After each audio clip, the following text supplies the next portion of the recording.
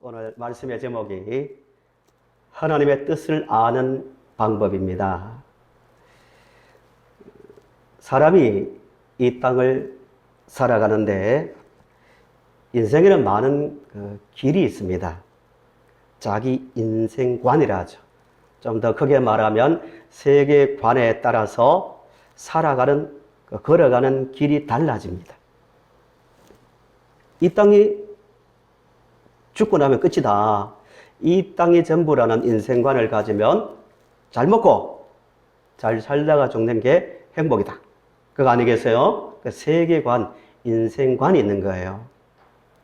역사 유적지를 보면 무덤의 그 세계관, 내세관에 의해서 무덤의 형태가 달라지잖아요. 화장을 하든지 피라미드를 만들든지 매장을 하든지 다양합니다. 생각. 지금 내 생각이 어떤 상태에 있느냐에 따라서 정말 믿음으로 걸어가느냐 또 그렇지 못하느냐가 결정나는 거예요.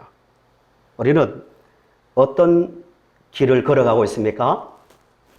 믿음의 길이죠. 그 도로를 가고 있는데 그 믿음의 길을 걸어가는 근거, 이게 확실하다. 나는 바르게 살고 있다. 하고, 그리고 그 믿음의 길에 안내를 받는 내비게이션이 뭡니까? 하나님의 말씀입니다. 명확해야 됩니다. 하나님의 말씀을 따라 우리는 걸어가고 있는데 문제는 이거예요. 아무리 신앙 고백이 분명하고 믿음의 경험이 많더라도 이 믿음의 길을 가다 보면 수많은 위기를 만납니다. 정말 많은 위기를 만납니다. 만나지 않는 사람은 성경을 보건대 한 사람도 없습니다. 반드시 만납니다. 그 위기를 어떻게 극복해내느냐에 따라서 하나님의 뜻이 이거구나. 역시 하나님은 살아계시구나. 하나님의 말씀대로 살아야지. 이렇게 되든지 아니면 잘못 극복하면 믿음으로 사나 대충 사나 인내하며 기도를 많이 하나 안 하나 결과는 뭐 비슷하네. 이렇게 되어버릴 수 있다는 거예요. 하나님의 뜻. 수많은 위기 가운데서도 맞아. 하나님께서 지금 이 순간에도 우리를 인도하고 계셔라는 그 믿음으로 받아들인다면 정말 유익한 기회가 됩니다. 믿음으로 살아갈 때 가장 큰 위기는 언제일까요? 가장 큰 위기.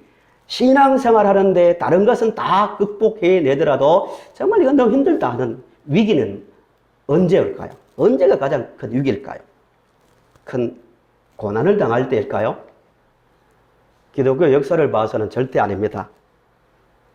한국 교회사를 봐도 오히려 육체가 되었던 정신적이 되었던 또 전쟁 같은 그 외적인 것이 되었던 오히려 통계적으로 볼 때 고난당할 때 오히려 믿음이 더 순수하고 복음은 더 강하게 확산된 것을 볼 수가 있습니다. 사도행전도 마찬가지입니다. 앞에 본문을 쭉 읽어오시면 이 당시에 성도들은 극한 환난을 당했죠. 예수 믿는 사람들은 남녀노소를 가리지 않고 외국까지 따라가서 죽이고 또 잡아 가두는 그런 때입니다. 무시무시한 때이죠. 또 사도들은 밥 먹듯이 사나들인 공회에 잡혀서 위협을 당했습니다. 예수 이야기 꺼내지 마라.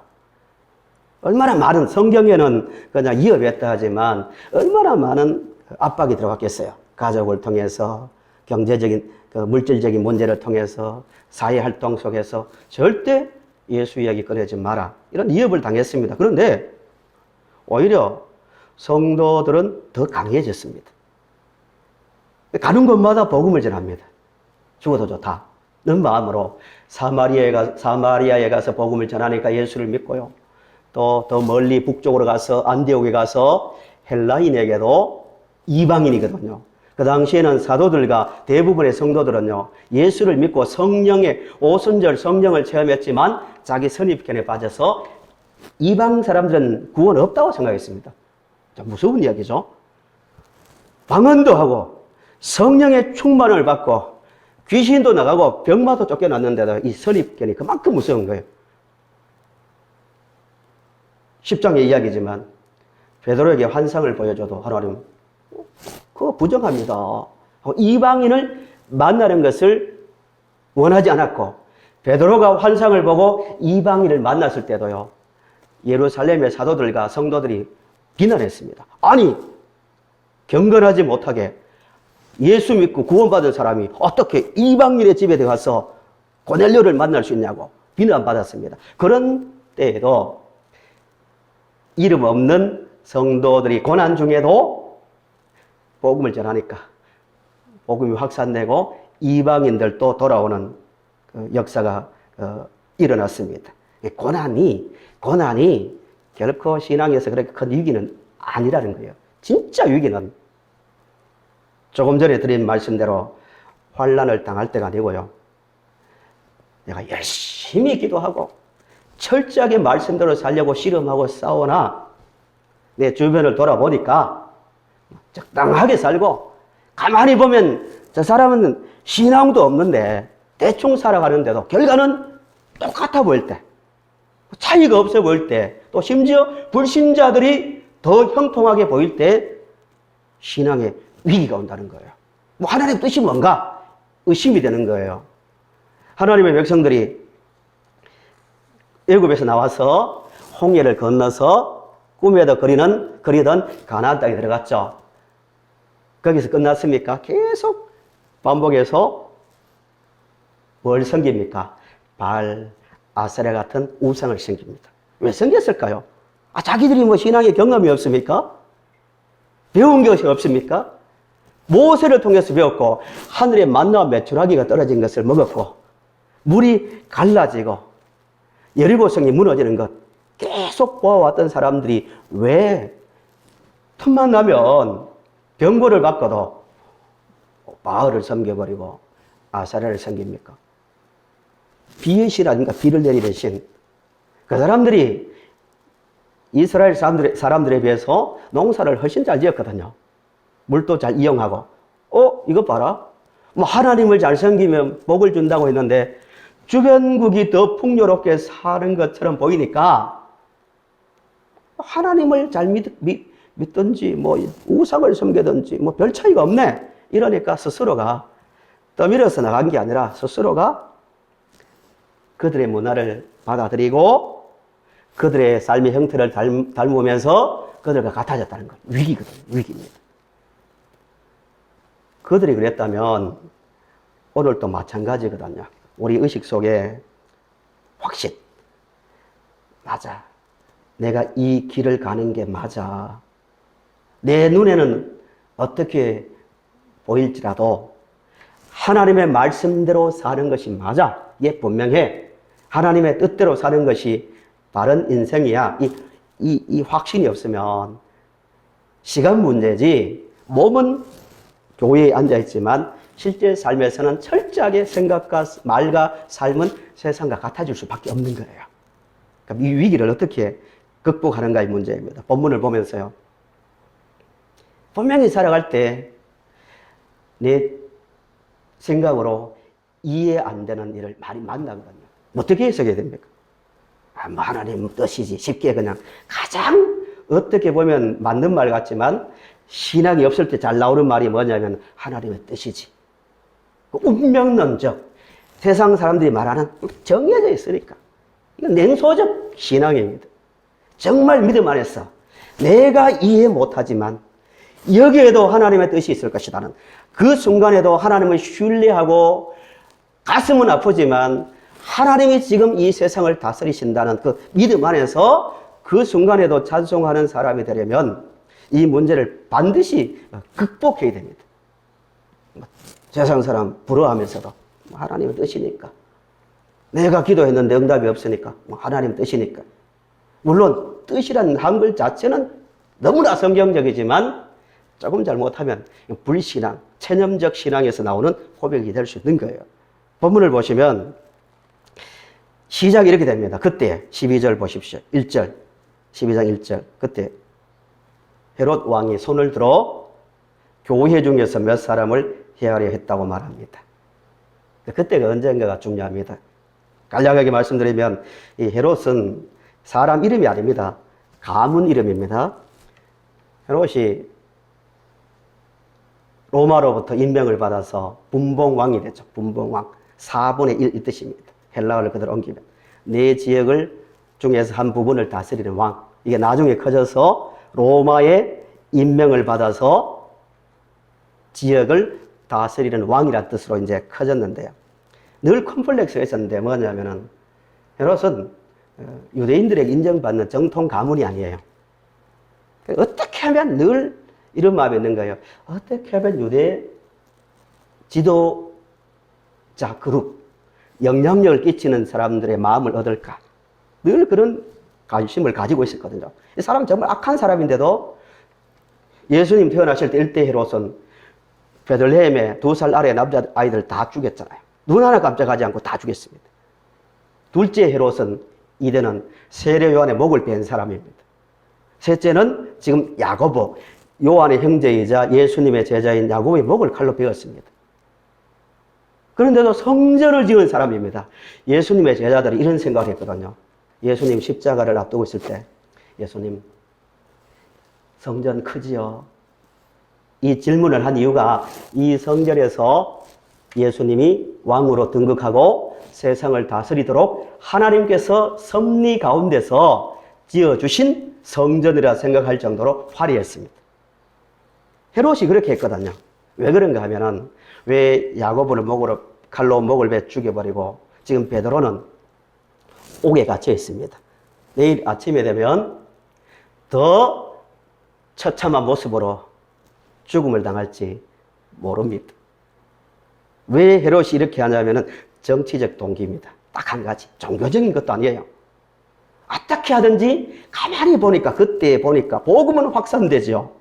유대인들은 계속 막아도 감옥에 가두어도 복음이 확산되고 사도들을 이어배도 안 되는데 막 분노가 일어나고 있는데 가만히 보니까 헤롯이 딱 캐치한 거예요. 똑똑한 사람이죠. 저 분노하는 자들의 마음을 얻어야겠다. 그러려면 어떻게 해야 되는가? 교회 지도자를 죽이거나 박해하면 멸광적으로 유대의 주류 그룹들이 자기를 지지하겠다. 그 동기에서 그때입니다. 야고보는 목을 베어 죽이고 베드로도 죽이려고 치밀하게 준비했는데 3절을 보세요. 3절을 보시면 유대인들이 이 일을 기뻐하는 것을 보고 베드로도 잡으려 할세. 때는 언제입니까? 무교절이에요. 정치적 고도에 설 수가 있습니다. 유대인들이 다 모였을 때 보는 데서 베드로를 죽이면 얼마나 자기를 좋아하겠습니까? 그래서 명절 기간을 기다렸다가 죽이려고 하고 있는 거예요. 정치적 동기입니다. 이런 때에 베드로는 감옥에 갇혀서 내일이면 이제 죽을 건데요. 놀라운 일이 이제 일어납니다. 어떤 일이 일어나냐면은 4절부터 쭉 짧게 한번 보겠습니다. 4절부터 읽어보겠습니다. 잡음에 옥에 가두어 군인 4씩 지켰다는 거예요. 이전에 감옥에 가두었는데 풀려났거든요. 기적적으로. 그걸 들었거든요. 지키는데 6월절 후에 백성 앞에 끌어내고자 하더라. 이에 베드로는 옥에 갇혔고 교회는 그를 위하여 간절히 하나님께 기도하더라 라고 말합니다. 그런데요, 베드로는 지금 뭘 하고 있습니까? 깊은 잠에 빠져 자고 있습니다. 천사가 쳐서 깨워야 일어날 정도로 깊은 잠에 빠져 있습니다. 이 장면을, 이 내용을 보면서 여러분, 성도 여러분, 베드로는 성령이 충만해서 이제 두려움에서 벗어나 깊은 잠을 편안하게 잤습니다. 물론 이 말이 맞지만 기록자 누가의 의도는 거기에 있는 것이 아닙니다. 절대로 베드로는 감옥에서 풀려날 생각도 없었고 풀려날 가능성이 없었다. 그 이야기를 하고 있는 거예요. 군인 4식 지켰죠. 4인 1조로 지켰죠. 그 다음에 역사 자료를 보면 성전 북쪽 안토니오 요새에 갇혀 있습니다. 철저하게. 왕의 특별 지시니까요. 국가적 이벤트니까. 불가능합니다. 심지어 서서 깨워야 일어났고 몇 중으로 된 감옥을 통과해 나오는데도 이게 환상인가? 하고 거리에 나와서 이게 실제구나 할 정도로 베드로는 풀려날 것을 꿈도 꾸지 못했습니다. 전적으로 하나님께서 하신 일임을 말하기 위해서입니다. 그런데 이제 정말 중요한 질문을 하나 우리 해야 됩니다. 베드로가 풀려난 것 은혜롭죠? 감격스럽죠? 성도들 밖에서 5절, 12절에 있는 대로 계속 여러 사람이 모여서 기도했지 않겠습니까? 성도님들은 제가 복음을 전하다가 감옥에 갇히면 그렇게 하실 겁니까? 이거 말아서 하겠지 하고 골골 주무십니까? 전적으로 눈물을 흘리면서 기도했겠죠. 교회 조직도 제대로 안 돼 있는데 사도들이 성경책도 지금 없잖아요. 사도들의 말에 의해서 모든 것이 유지되는데 야고보도 죽었죠. 베드로는 갇혀 있으니까 눈물을 흘리며 마가의 어머니 다락방에서 오순절날 마가의 어머니 다락방이잖아요. 간절한 마음으로 기도했는데 베드로는 풀려났어요.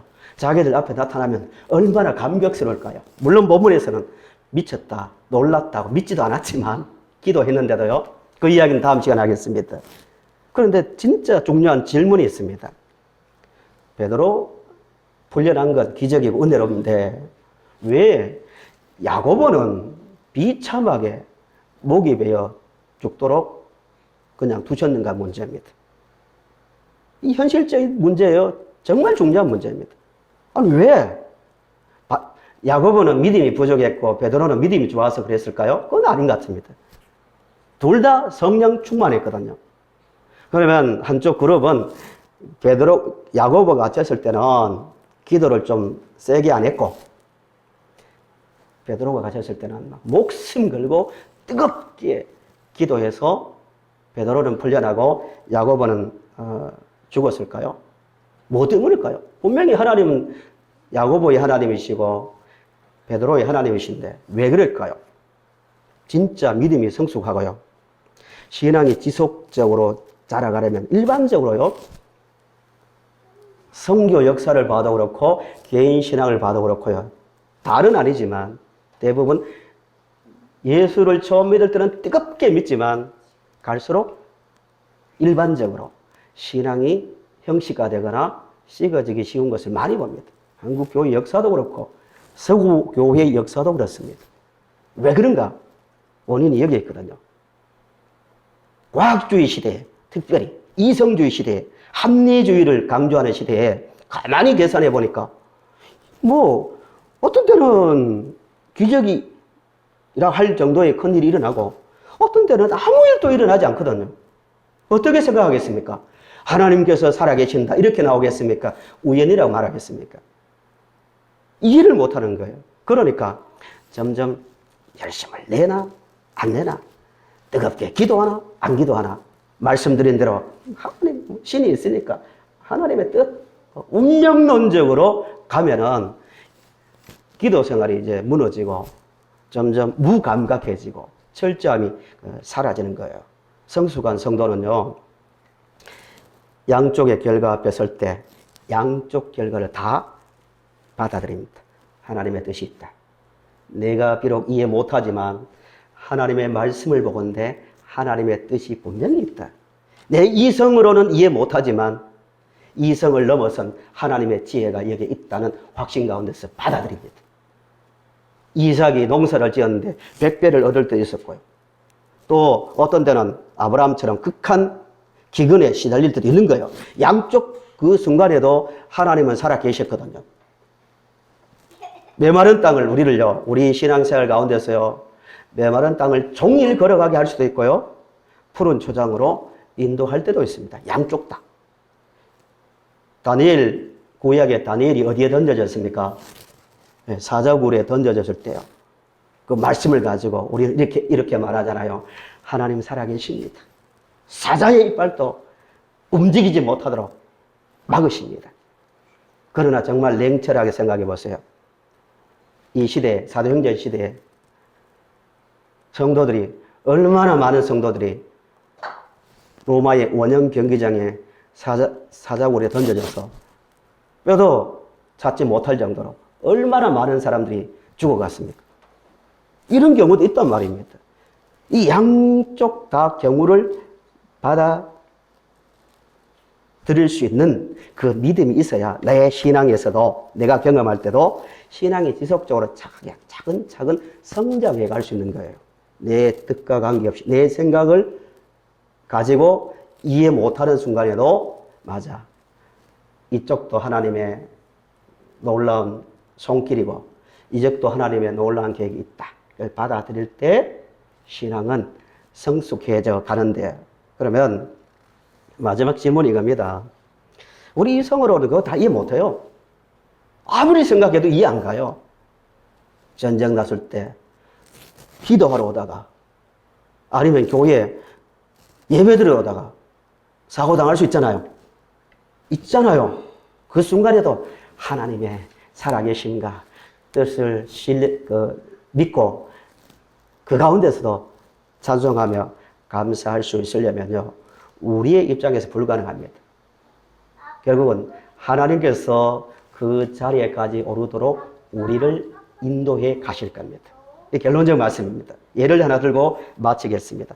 평생 우리를 이 훈련시킬 겁니다. 경제 문제, 건강 문제, 사람과의 관계 문제에서, 국가 간의 문제에서, 정치 속에서도 하나님은 평생 이렇게 인도해 가실 겁니다. 예를 하나 드리겠습니다. 구약의 출애굽기를 보시면 애굽에서 나왔을 때 첫 번째 만나는 장벽이 뭐였죠? 홍해입니다. 그죠? 홍해. 앞에는 홍해가 막혀 있고 뒤에는 애굽의 군대가 말을 동원해서 따라오고 있습니다. 얼마나 두렵겠어요.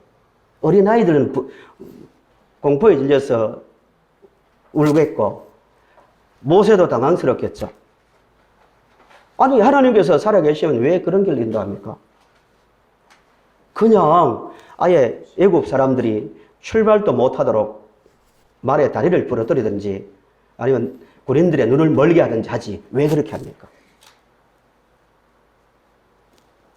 또 조금 건너고 나면은 하나님께서 밤새 동풍을 불어서 바다를 갈라 하나님의 백성들을 건너게 했습니다.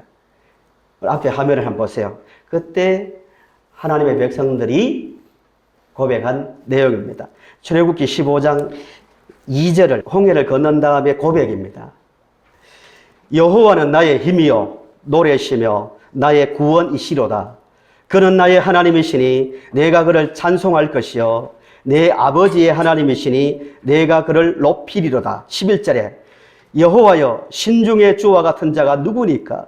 주와 같이 거룩함으로 영광스러우며 찬송할 만한 이업이 있으며 기이한 일을 행하는 자가 누구이니까 하고 노래를 불렀고 또 미리암은 춤을 추며 광야에서 하나님을 높였습니다. 그런데요, 이런 기적을 체험하면 우리가 말입니다. 우리가 도저히 해결할 수 없는 영적인 홍해가 막혀 있는데 정말 아무리 노력해도 이러지도 못하고 저러지도 못하는 어려운 상황 속에 있었는데 하나님이 쫙 문제 해결해 주면 홍해를 건너는 그런 경험을 하면 어떨까요? 평생 하나님을 떠나지 않을 것 같지 않아요? 나 이거 한 번만 체험하면. 저는 그런 학생 때 그런 기도를 했거든요. 기도원이나 산에 가서 기도를 한 적이 많이 있는데요. 이런 기도를 했습니다. 저는 모태신앙이지만 어떤 강한 체험과 확신 있는 믿음을 갖기 위해서 하나님, 제가 어두운 밤에 산꼭대기 올라가서 기도했거든요. 제가 눈 감고 기도할 테니까 길게도 아닙니다. 짧게라도 한 문장이라도 하나님의 그 음성을 들려주시면 좋겠습니다. 그리고 아니면은 눈을 감고 있을 테니까 번쩍 번개치듯 빛만 몇 초만 비춰주시면 저는 평생 하나님을 떠나지 않고 잘 섬기겠습니다. 그런 기도를 한 적이 있습니다. 어떤 마음인지 아시겠죠? 그런 경험이 있으면 평생 하나님을 신뢰하고 따라갈 것 같아요. 그렇지만 이스라엘 백성들이 어떻게 했냐면은 홍해를 건너고 나서 딱 사흘입니다. 사흘. 긴 이야기도 아니에요. 바다가 갈라졌는데요. 그 건넜는데요, 자기들이. 그런데도 사흘째 물이 없으니까 또 어렵게 발견한 물이 쓴물이니까 딱 원망합니다. 이게 뭐냐고. 왜 원망했을까요? 하나님을 신뢰하지 못하는 거죠. 아니, 다 보고 있으면서 다 하신다면서 왜 이렇게 물이 없는 곳으로, 마실 물이 없는 곳으로 인도했는가 원망합니다. 이 인간의 본능이란 말입니다. 굉장한 어떤 것을 은혜를 한번 받고 뭔가 체험하면 평생 하나님을 신뢰합니다. 흉년이 되든 풍년이 되든 사자굴에 던져지든 감옥에 들어가든 나가든 관계없습니다. 하나님을 신뢰할 것 같지만 하루아침에 안 됩니다. 그래서 이런 경험을 계속하는 거예요. 조금 전에 그 화면에 다시 한번 보세요. 출애굽기 16장 1절에서 3절을 보시면 홍해를 건너고 애굽에서 나온 지 2달 15일째 되던 이야기입니다. 이때 이스라엘 백성들이 원망하기를 어떻게 원망하냐면은 우리가 애굽 땅에 있을 때 뭘 많이 먹었다고요? 고기 가마 곁에 앉아있던 때와 떡을 배불리 먹던 때에 여호와의 손에 죽었더라면 좋았을 것을 너희가 이 광야로 우리를 인도해내어 이 온 회중이 줄여 죽게 하는도다 라고 말합니다. 똑같은 뿌리죠. 하나님 왜 이렇게 고생시키냐고. 차라리 애굽이 낫다고. 그래서 애굽에 있을 때는 고기도 많이 먹고 그래도 안정되게 살았다고. 괜히 우리를 불러내서 고생시킨다고. 마음에서 나온 원망입니다. 하나님을 신뢰하지 못하기 때문이죠. 하나님께서 인간이 만든 GPS보다 못해서 우리를 그렇게 인도할까요? 오늘 우리를 영적 홍해 앞에 세우시고 열심히 자기들 생각대로 걸어간 것이 아니잖아요. 말씀에 순종하여 여호와의 말씀을 따라 움직였는데도 물이 없었습니다. 우리를 그렇게 인도한단 말입니다. 하나님의 말씀을 따라 그 노정대로 걸었는데 광야에서 먹는 문제로 고생한단 말입니다. 하나님 다 보고 계시거든요. 왜 그럴까요? 그런 자리에 순간순간 세우심으로 자기가 이해 못하는 상황 속에 서더라도 하나님을 신뢰하는, 하나님은 우리의 하나님이시다고 신뢰하는 자리까지 세워가기 위해서 하나님은 우리를 그렇게 인도해 가실 겁니다. 말씀의 결론입니다. 성도 여러분, 믿음의 길에서 세상 길로 가는 것은 특별한 게 아닙니다. 내 눈에 보이는 대로 선악과를 먹는 동기죠. 하나님께서 이렇게 하라 말라 딱 하실 때 딱 한 가지입니다. 선악과를 보고 내 눈에 좋게 보이기 때문에 말씀보다 그것을 선택했습니다. 이게 본능이, 강력한 본능이 우리에게 남아 있습니다. 여기서 말씀을 듣고 나갔지만 계속 올라오는 게 내 귀에 들리는 것, 내 눈에 보이는 것에 의해서 내 감정과 생각이 움직이기 쉬운 게 구원받은 우리의 현재 상황이란 말입니다. 그게 아니라 찬송가에 있는 대로 찬송가에 이 눈에 아무 증거 아니 배워도 믿음만을 가지고서 늘 걸으며 내 귀에 아무 소리 아니 들려도 하나님의 약속 위에 서리라. 걸어가세 믿음 위에 서서 나가세 의심 버리고 걸어가세 믿음 위에 서서 눈과 귀에 뭐가 없어도 아무 증거 없어도 이 자리에까지 올라가도록 하나님 계속 우리를 인도해 가실 겁니다. 우리의 인생이 야고보가 되든 베드로가 되든 관계없이 하나님을 신뢰하며 우리를 구원하신 신약의 성도들은 훨씬 유리한 조건 가운데 있습니다. 아들을 내어주신 이가 어찌 우리를 버려두겠는가? 하나님을 사랑하는 자, 그 뜻대로 부르심을 입은 자들에게는 모든 것이 합력하여 선을 이룬다. 그 확신을 가지고 이해 못할 때도 아들을 내어주신 그 하나님을 바라보며 하나님을 신뢰하며 나가면요, 어느 순간 우리 이성을 넘어선 하나님의 평강이 우리 속에 들어올 거예요. 이성을 넘어선 기도와 말씀 가운데 걸어가다 보면 그렇구나. 그 가운데서 찬송하는 성도님들이 되시고요. 우리도 사람들에게 걱정 말아라. 누가 뭐래도 하나님은 우리를 다스리며 우리를 끝까지 인도하시는 분이다 라고 고백하며 살아가는 성도님들이 되시기를 바랍니다.